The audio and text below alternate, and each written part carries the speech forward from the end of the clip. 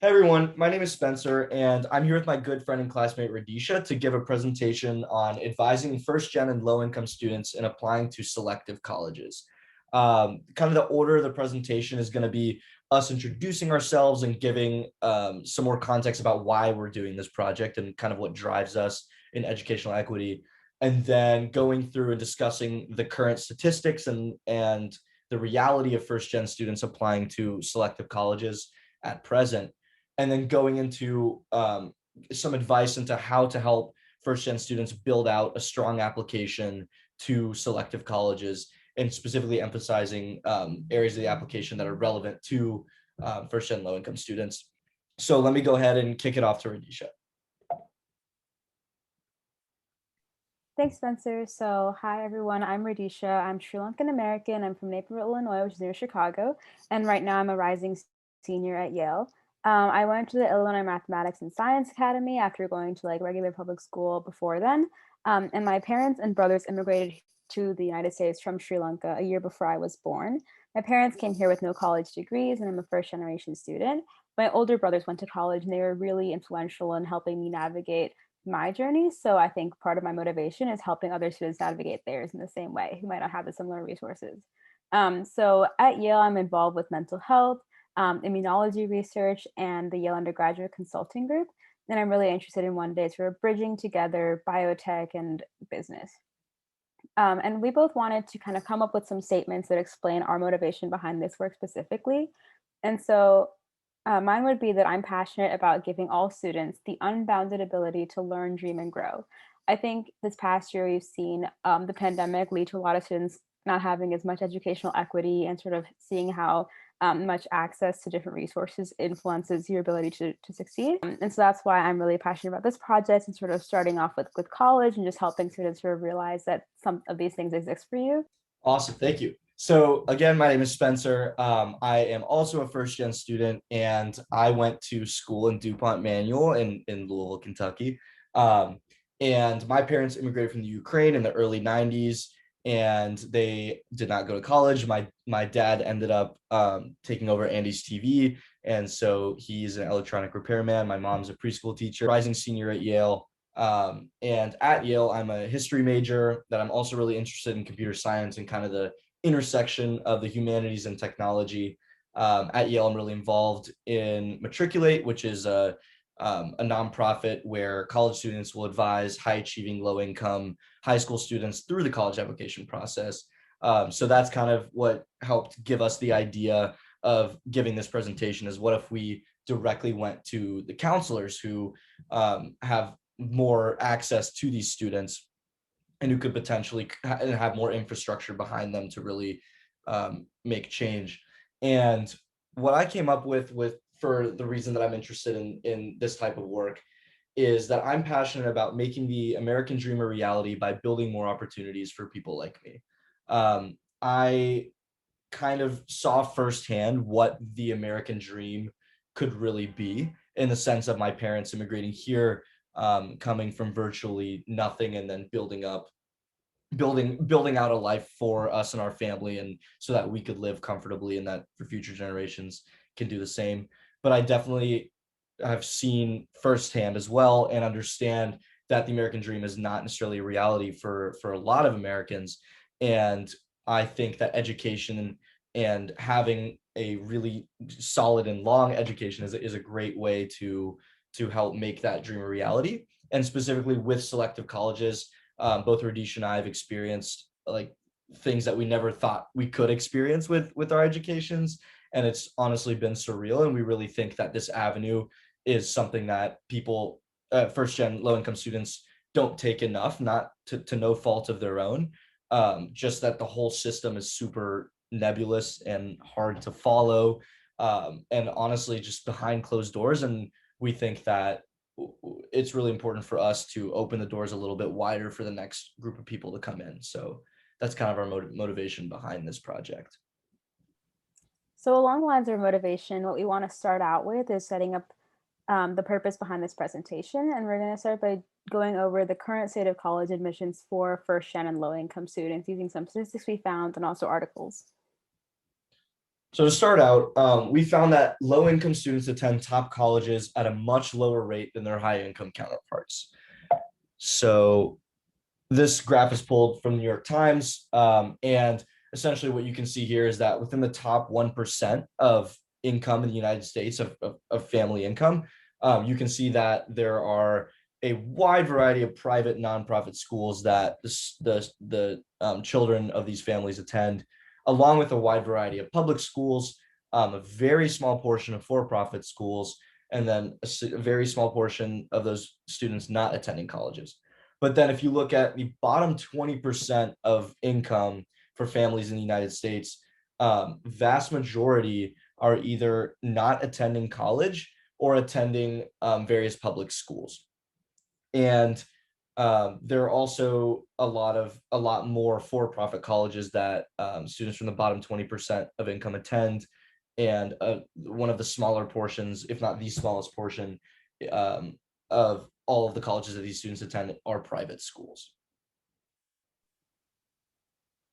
We also found that low income students who attend top colleges achieve similar income as their high income classmates later on in life. And so, if we look at this diagram, you can look at poor or low income children at elite colleges kind of ending up in the same place as their rich classmates. Maybe the rich classmates fared a little bit better. That versus maybe no college is a different trajectory. So, we really think there's like a value add opportunity here in terms of going to these Ivy Plus or other elite schools versus maybe a selective public school or other public schools, just for kind of having equity later on in life with these higher income students. So what we know so far essentially is that what all of this data has shown is that low income students, and that also generally encapsulates first generation students, do not attend private selective colleges at the rates of their high income peers, but those that do end up faring very similarly later in life to their peers that come from high income families. So we know that there's a aspect of social mobility there. It's just a matter of access essentially. And we also pulled together some headlines that we found that kind of demonstrate our points a little bit more. So you can see that the pandemic definitely had an impact on low income students applying or matriculating to college in general, just because of the major disparate access to resources that kind of occurred throughout the pandemic. So this is especially necessary now. Also, like some colleges have more students from the top 1% than the bottom 60. So there's very like vast socioeconomic inequality throughout the student body that doesn't have to be there.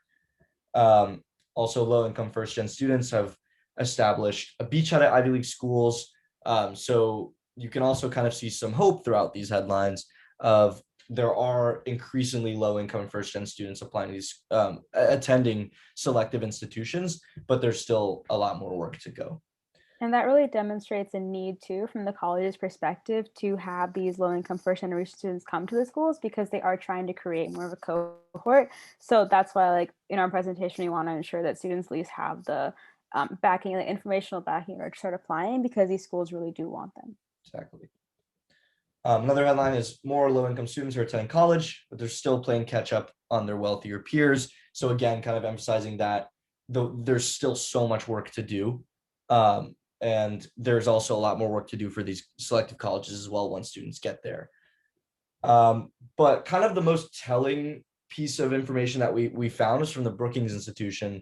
There was a research paper that came out a few years ago that really emphasized that low income high achievers do not apply to selective colleges at the same rates as their higher income peers, even though that these institutions will cost them less than in-state or out-of-state public institutions, and that first generation low income students are admitted and graduate at higher rates.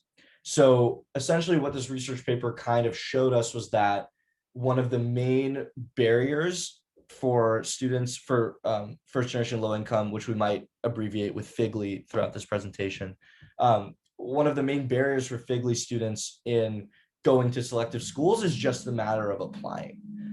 So really figuring out how we can get more FIGLY students to apply to selective colleges, we think can really help that bottleneck open up and create more access. So we also came up with some things that we think top colleges offer first generation low income students. And these come from our own experiences and also just from some of the data that we did see. And so first and foremost, an access to a liberal arts education can be very, very helpful. It kind of gives students the optionality to study whatever they want, and they don't need to feel tied to a specific major that they think will give them one specific career. I think Spencer and I have both dealt with this in the past.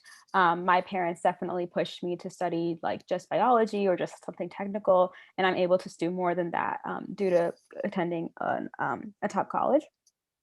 Yeah. And on my end, being able to combine history and computer science has been surreal in a way. I never thought that I would do either of those things, and I really feel like I have the opportunity at a liberal arts college that really emphasizes trying new areas of interest and kind of being intellectually challenged through many different directions. And I felt very comfortable just trying new things that way in that type of environment.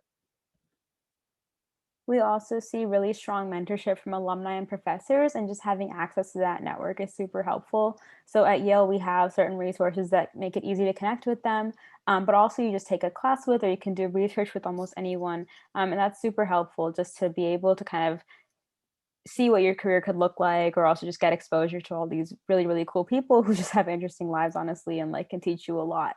And from the alumni point, when trying to look for careers and things like that, for example, I'm working in finance this summer, and I didn't really know anything about it. Nobody in my family's ever done it. But having access to the alumni network and being able to speak to Yale alumni who care about me because I'm one of their peers, essentially, that was really helpful in navigating what that process would look like. You also just have such a diverse student body from all over the country and the world. So I think Spencer and I both have super diverse friend groups, and we've met people we never would have met otherwise. And people from not just different like cultural and racial ethnic backgrounds, but also just different experiences, different majors, and all these different things that just kind of you're able to be friends with people that you probably wouldn't be with otherwise. And that's very, very helpful for just like expanding your knowledge and knowing more about the world. It's really true. And I think for Yale specifically, we have students from all 50 states and then all over the world. So it's really cool to be able to meet students from that have totally different environments in their upbringings, that I feel like I would not have been able to get had I not left home in that sense, and gone to a school like Yale. There's also just unmatchable, unbeatable financial aid packages, funding opportunities, and resources available. And this is definitely, we're going to dive into this further a bit later, but this is something that I didn't really know about these schools. And I think a lot of people have a misconception about this. But honestly, like we both gotten to do funded research opportunities, funded study abroad opportunities, and have had incredible financial aid packages that, for I think both of us, beat our local state school financial aid packages. And just beyond that, these funding opportunities make it possible to kind of work within the school. You can, instead of having a job outside of school, you can work like doing research or something. So you're still kind of learning a lot and able to sort of participate in school while still making money or things like that. So that's been really helpful as well. Yeah. And ultimately, what these top colleges will offer Figley students is changing the trajectory of their lives and the lives of their families.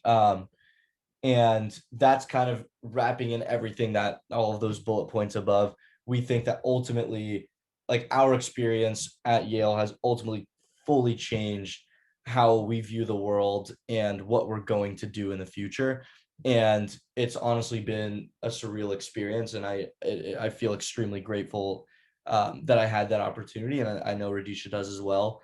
And that's why honestly we're so compelled to give this presentation, because we know how much it can really do from our own experience and from hearing from our own families, and the financial aid and the funding opportunities that we get to have for the things that we want to do. It really feels like I get to reach my full potential in whatever I want to do. So I also wanted to kind of look at some Kentucky schools that are really, that a lot of students will go to, and just compare those to Yale, using the U.S. Department of Education's college scorecard website, which we can also go ahead and link in the chat, so you all can take a look. But what I did first was I looked and I said, okay, I want to see what is the actual cost for students, like with on average the financial aid package. And you can see that it looks pretty similar on the surface. So University of Kentucky, on average for students to actually attend there, it costs about $18,500 a year. And Yale is roughly the same. And I thought a little bit more about it. I wanted to segment by income, kind of like how Yale did on their own financial aid website. So what I did is I first looked at the $0 to $30,000 income range, and then you can really see the difference in cost of attendance for these schools. So for a family making between $0 and $30,000 a year, Yale on average is $2,000 a year, whereas Bellarmine is 19,000, for example. If you like bump it up a notch in income levels for 30 to 48,000, that pattern still kind of holds. From 48 to 75,000, it still holds. 75 to 110,000, Yale is still the cheapest option. But then you can see once families are making over 110,000, which is a huge range overall, the average cost of attendance for Yale starts to supersede those of schools within Kentucky. And so that kind of told me that there's a lot of really wealthy families that are at Yale that kind of will skew that cost of attendance higher. So when you look at the average overall, it looks similar to those of University of Kentucky, University of Louisville, Bellarmine, and WKU. So now we're going to be talking about the general college application process in the context of being an FGLI or FIGLY student. And so it's all about context. College admissions, as you all know, especially for these top colleges, are holistic. And what that means, it's not just about a test score or a grade and things like that. It's about who the person is as a human being and as a person, which is why we'll talk about the different steps or components of the application and how they kind of matter here. But for FGLI students, like maybe a worse grade on something can be fine as long as they can explain they might have had something to do at home or things like that, just because of the nature of being FIGLY, and that will matter at these schools. And along the same lines, being FGLI or FIGLY is what's known as a hook. So that's something that colleges are attracted to. They want students that are part of this community, and they want more diversity within their students as well. And this just provides great context for an application. You might have better stories to tell or different stories to tell that could be more unique. And just even like when you're talking about maybe work experiences and things like that, like being FIGLY can definitely help shape what those look like. And as we've kind of talked about before, selective colleges really do want more FIGLY students. So there's definitely demand on both sides. And our goal again is just to kind of increase the demand, or kind of what the supply would be on the student side. So having more students applying to these schools. Exactly. And with context, we also wanted to emphasize that being FIGLY and emphasizing that you are FIGLY is really helpful in crafting a story for your application. So exactly what Radeesha was saying, like that can really help explain why you have certain maybe dips in grades, because maybe you had to take care of a family member or support your family throughout a certain year or throughout all of high school.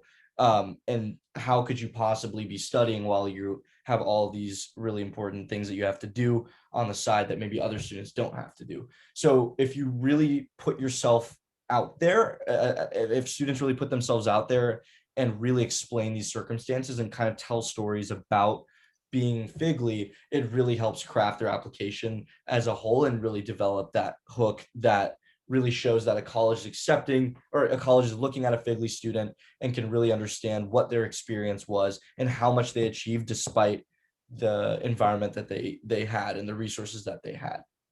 So we wanted to go over some of the application components and wanted to really emphasize just a couple with the time that we have, specifically as they apply to first generation and low income students.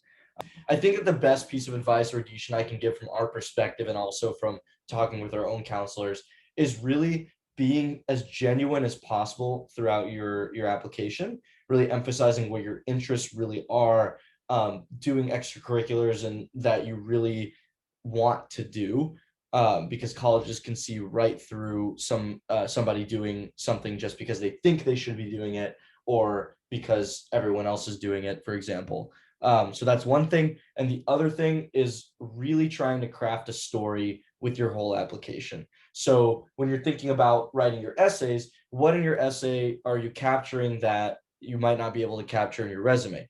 And vice versa. What in your resume can you capture that maybe you couldn't capture in your essay? And you can also do this with interviews. Recommendation letters for counselors specifically would be really important for showing more of a student's personality that might not have shown up in an essay. Um, and also with the recommendation letters from teachers as well, that can show a totally different side of a student, and from peers too. So with essays specifically, we wanted to just kind of talk about our own, because we thought that that could be helpful to show that there is no one way to do this. But at the end of the day, the essay should be a part of a broader story of what that student is trying to show about themselves to a college. Yeah, exactly. So for me, I thought the personal statement was one of the like central parts of my application. And I framed this around kind of going on a walk with my dad in my neighborhood. And something that I did in high school that I was pretty proud of was just mental health policy work. And so I wanted to be able to showcase in this essay something that I was super passionate about and proud about, but then also bring in elements of maybe my culture and personality that wouldn't really shine through in other essays. And so going on a walk with my dad, it kind of talked about my family relationships and dynamics, and then talking about mental health and sort of like why I decided to pursue this policy. But then framing it as just a conversation with him, I think that helped to kind of tell a story and keep the reader engaged. And then I also talked a bit in regards to mental health and also just how my own empathy kind of contradicts what my family's culture defines as strength. But then for me, like how in the end with my mental health work, my empathy and like care for others proved to be a strength of my own. And I feel like this essay was just very different from the other parts of my application because it was probably the most personal, it's a personal statement. And it also just said like more about my own personality, whereas some of the other essays tended to talk about like what I was interested in studying or like different interests that I had, versus who I was as a person to this degree. Um, and for my essay, I took a little bit of a different approach. I really emphasized being a first generation college student along with my family story, and I kind of packaged it in a way of me really making a mistake at an internship that I did, where I essentially ended up causing everyone at the company that I was at to go home for 3 days, and it was a horrifying experience, all that type of stuff. But it ended up being totally fine. But what I ended up learning from that, was, you know what, like it's okay that happened. And but at the end of the day, that's not kind of the legacy or mark that I want to leave on the world. And with that pivot in the essay, I really talked about like my family story, like where I come from, um, how I guess we got here, but then really focused on how, because of everything that my family and I have been through, I really want to push myself as far as I can go, following kind of my father's footsteps and owning his own business, to, for me, building my own startup, joining a community where that's okay to do, along with just talking about my interests and why I'm the right fit for admission. And so kind of why we wanted to go through this, and we're going to link our essays either to send them out to all of you, or if it's possible, link them in the chat. We just wanted to show that there's no one way to do this. And for me, my essay was more so tying together my whole application, and giving the big broad picture of who I am. Whereas Radeesha's was really emphasizing a certain part of her application that might not have come out in other areas, but also doing the same thing of tying together everything, because that's kind of the role of the personal statement. It's really about figuring out a conduit in a way to tell your story. So like my essay was not about the like shutting down the investment bank. That was just a lead in for me to really talk about who I was, and it also added some personality and some humor to the entire thing. Yeah, and then another really important part of the application, not the most important, but also I think this part kind of shows what you spent your time on in high school. And that's just, I think colleges want to know that. So the resume itself can include athletics, arts, leadership, service, awards, and also informal and formal work experience. I think that's a very important point for first gen low income students specifically, just because you might have had like a part-time job or even had to babysit siblings or neighbors and things to like kind of help your family make ends meet. And those are really important experiences to be able to talk about. And it's all about, again, crafting a story, even within your resume. You don't have that many words in your resume to talk about things, but I think this is a really good place to kind of provide like a good like 10 activity overview of what you did in school. And then after that, the essays themselves kind of supplement that and say like, here are these like 2 or 3 experiences, and this is how they helped shaped me. But the resume is kind of your starting block for that. And you can definitely paint a diverse picture of what your interests are. So I think Spencer and I both did a lot of different things in high school. Like I had like some leadership stuff, but then also like science competitions and things like that. And then like mental health, like all these things were just different parts of who I was, but then they came together in the end. And something that I learned was that order really does matter in the resume. You want to talk about things in the order of what's most recent and also what's most time intensive, because I think colleges might read it that way of just the first thing on your resume is the first thing that you're maybe most proud of or can you talk about the most. Um, Also, just some pointers. It's really good to use action words in a resume. I definitely learned this in college, but it's been helpful. So you want to always focus on like what you did, and I think that's something that high school students might not necessarily know how to do all the time. And this is often marked as optional in the Common Application, but I think we'd agree that it's something that you should probably provide if you can, just because it kind of helps provide context for just what your high school experience looked like. Because I think these schools, like top colleges especially, care a lot about what happens outside the classroom. So this is just an important part of the application. And I think it would be helpful, it's like kind of one of our pointers that we wanted to give out, to just provide students with resume writing formats. This was helpful for me, just kind of having like maybe you can fill in like an action word and then fill in like what the actual activity was. And you can edit it as necessary, but just kind of providing that framework can help make the initial draft of the resume. We also quickly wanted to go through recommendation letters. So one thing that we did at manual was we had to fill out parent, teacher, and peer questionnaires. And what that really did was provided our counselor with a certain set of questions or responses that painted a little bit of a different picture of a student, a teacher a certain set of responses that really illuminated how that student participates in the classroom, and also with parents, so that that kind of gives a really personal side to the student, and if possible can really show a new side of the student that the counselor might not have been able to capture with the counselor's questionnaire. So having questionnaires from different from different facets of a student's life, including peers, and seeing kind of what their friends would say about them, can be really, really helpful for painting a picture of a student's personality, for a counselor and also a teacher in their recommendations. So it's really important to make these personalized, and starting with powerful statements, and also even just bolding and highlighting important information. So like within that recommendation letter, you can bold and highlight certain statements that you really wanted to illuminate, because admissions officer who's scanning this will be like, oh, okay, I can quickly see what this counselor is trying to say about this student. And if nowhere throughout the application, the college gets a sense of the student being nice, for example, or that no one has ever said that the student was like a sympathetic or empathetic or nice person, maybe they're really emphasizing their achievements and all that, then that is a really pointed omission, and that has an impact. So really emphasizing if that student has certain qualities, making sure to include those qualities in a recommendation letter is really important, and can really make or break a student's chance of admission, just because if a certain really important aspect of that of their personality doesn't come through anywhere, they really could like get rejected from a school because of that, no matter what their accomplishments are. Because at the end of the day, the school is trying to craft a class and shape a class of students from diverse backgrounds that really have a good campus culture and want to cultivate a really good community and communities within that school. Yeah, and I would say for me too, something that was really helpful, like this here says building parent, teacher, and peer questionnaires. I think too, kind of maybe asking the student themselves, honestly, to write out a description of who they are as a person, what they're interested in, what their passionate about. I think that helped me at least sort of frame my mind around the college application process when I was doing that. I think that was assigned to me like end of junior year.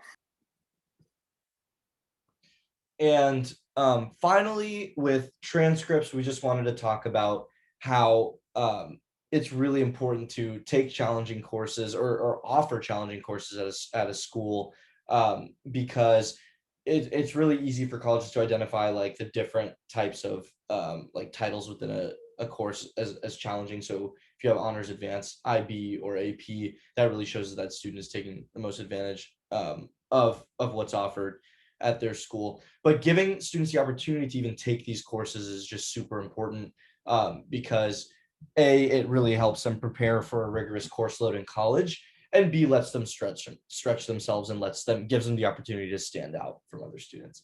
So it's important to strive to offer at least one AP, which is advanced placement, or IB, which is international baccalaureate. That really gives a student a wide variety of classes to explore. History, for example, math, English, biology, chemistry, physics, and really importantly, and maybe not emphasized enough, foreign language, especially for liberal arts schools, who a lot of them will emphasize taking at least a couple semesters of a language. So that could give a student a head start. It's also important to know that universities calculate their own GPA, so they can kind of see for a school and all of the students applying from that school and that school profile, they can kind of get an idea of how a student performed within that school, regardless of how that specific high school calculates their GPA. And the school report is necessary to give colleges that context. So, for example, like what does honors mean in Louisville, in a school in Louisville? And that should demonstrate the kind of like difficulty of classes at a school, and it helps us college discern between what is honors versus advanced within a specific school. So it's really just kind of the cheat sheet for the college to be able to gain really important context into a school and allow them to kind of cross-reference against other schools and peers within that school. Say too, from my experience, my high school didn't have any classes that were labeled honors or AP or anything like that. But what they did was they provided some like average grades for different classes or grade distributions or scores on the different standardized tests so that the college could have a little bit of a perspective on, okay, which classes might have been easier or more challenging at the school. So that was really helpful in that context as well. And thank you all so much. That's all that we have today. And we definitely would love to continue the conversation in the future and talk about different aspects of the application, along with different statistics of the current state of first generation low income admissions in selective colleges, along with financial aid and all the different aspects of the college application. We really want this to be an ongoing conversation. And here's our contact information. Please feel free to reach out to us. And we also just want to say that we're also open to speaking with some of your students if that's something that you'd be interested in. We definitely want to just help students sort of realize these opportunities are out there. Yeah, so these are our contact information. Please don't hesitate to reach out to either of us. And thank you very much.